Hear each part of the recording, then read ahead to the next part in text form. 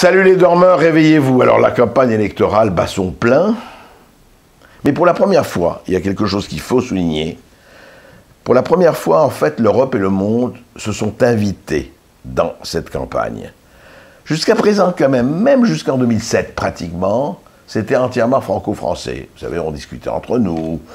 Vous savez, la France, ce pays béni, quand il y a eu l'explosion de Tchernobyl, du réacteur nucléaire de Tchernobyl en 86, on était même allé jusqu'à dire, rappelez-vous, pour ceux qui n'avaient pas 20 ans à ce moment-là, qui avaient un peu plus, rappelez-vous qu'on disait que les nuages radioactifs, eh bien, avaient contourné la frontière française tellement ils ne voulaient pas polluer notre cher et doux pays. Aujourd'hui, on sait ce qui se passe. Tous les Français savent ce qui se passe.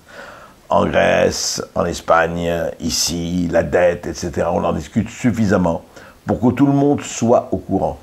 Et donc, croire que les gens ne vont pas voter en ayant quelque part, en se disant « oui, d'accord, c'est compliqué, la marge de manœuvre est étroite, nous sommes peut-être pas prisonniers du marché, mais on est obligé de tenir compte des réalités mondiales et européennes. » Et en fait, il est là le clivage.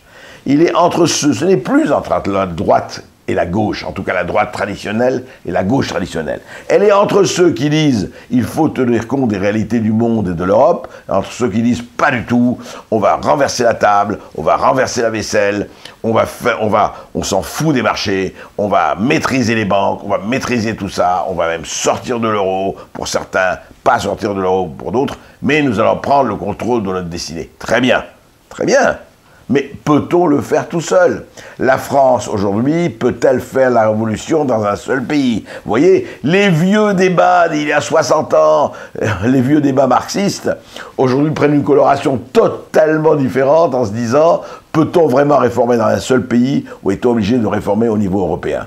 En tout cas, il est là l'enjeu, et cet enjeu, il va nous poursuivre jusqu'au 22 avril et au 6 mai.